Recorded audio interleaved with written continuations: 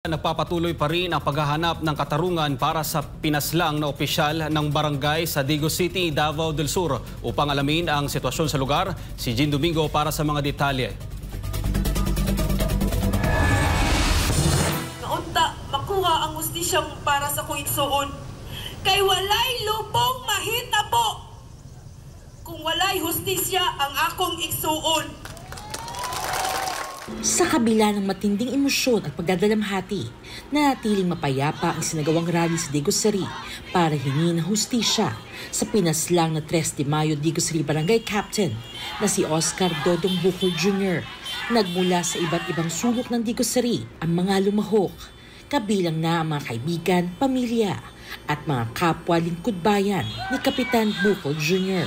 Nagsimula ito sa pamamagitan ng isang walk for justice na nagtapos sa pinagdausan ng prayer rally. Ginunita naman ng kanyang ama ang mga masasayang alaala ng pinaslang na kapitan, kasama ang panawagan ng patuloy na hustisya para dito. Ang gusto nga, ang katangian ko, yung mama niya, binubula niyang mama niya, yun lang. Makinig lang ako na paano niya binubula yung mama niya. Kasi mag-heroin yan eh. Sa akin, hindi man yun magbula. Sa mama niya, magbula siya.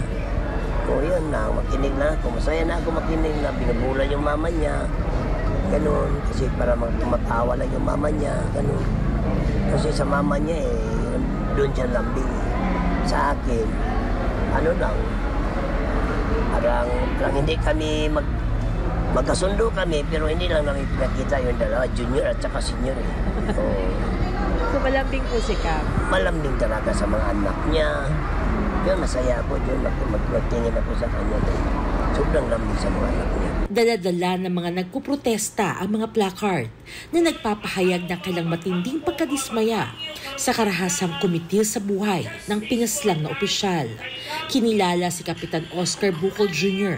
bilang isang aktibo at tapat na leader, dahilan upang mas maging mabigat ang epekto ng kanyang pagkawala, lalo na sa kanyang mga mahal sa buhay, kabilang na ang kanyang nakatatandang kapatid. Ginunita nito ang mga alaala ng kanyang kapatid. Anya lagi itong handang tumulong at ni minsan ay hindi humingi ng tulong sa kanya, maliban na lamang nung oras na mapaslang ito. Sa among pagdako, ang to na kapitan na akong igsuon, wako kadungog na nga nagtabang na po sa among pamilya. Huwag yun na ngayong tabang. Maong sakit kay sa akong puot, nga sa ulahingi gayon, nga namatay akong igsuon, tabang ang iyang nasinggit. Unta, dili na to siya kalimtan sa pag-ampo. Tagal na siya gustisya. Ayon sa kapatid ng yumaong kapitan, na bagamat nagdadalamhati, ay lumalakas ang kanilang loob dahil sa suportang natatanggap para sa kapatid at patuloy na humihingi ng tulong para sa pagkamit ng hustisya. Pero nakita tamong tanan karon, daghan kitang nag-ampo og nitingog og nibarong para niya. Kay tungod nakalungog mo sa iyang tabang. Kita man jud tanan ang iyang gitawag ato, kay online man to, live man to, naka-live man to, di ba? So gisaksi yung tatanan nga kitang tanan gipangayuad tabang sa kong igsuon for the first time na akong nadungog sa iyang bakbak. Tabangi tawon mi para makapon sa akong igsuon ang hustisya nga dapat niya. Kay dili jud deserve sa akong manghod ang naa sa ingon ana nga sitwasyon karon. Tungod na nerbisyo siya tarong. Para sa tao ang iyang gihuna-huna. Sa ulahingi gayon tao jud ang iyang giuna-una.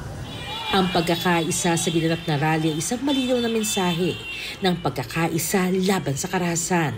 Hinihimok ng mga nag-organisa ang mga kinauukulan o ahensya na bilisan ang investigasyon at yakin ang pananagutan ng sinumang nasa likod ng krimen. Isang malakas na panawagan ang maririnig na walang ibang sigaw kundi ang katarungan. Hustisya para kay Kapitan Bukol! Hustisya! Hustisya! Hustisya! Hustisya! Hustisya para jud niya, kay di jud niya ni deserve. Tinuod lang. Dili deserve sa akong manghod masulod dira. Sakit kay sa buot. Isa ka magulang magpilig lungon. Suoton. Sakit kay tanan nga ako magdesisyon. Sakit kaayo, Jud. Buto na naulabot ako yung una. Sakit kaayo sa kong ginikanan. Wala na sa akong plano sa kinabuhi nga magkulang-kulang mi. Ang naganap na pagkitipon ay hindi lamang tungkol sa pagkamit ng hustisya. Ito'y paggunita rin sa taong tumayo para sa katotohanan at nandigan sa katarungan, di lamang sa kanyang nasasakupan, kundi para sa bayan. Para sa Diyos at sa Pilipinas kong mahal, Jean Domingo, SMNI News.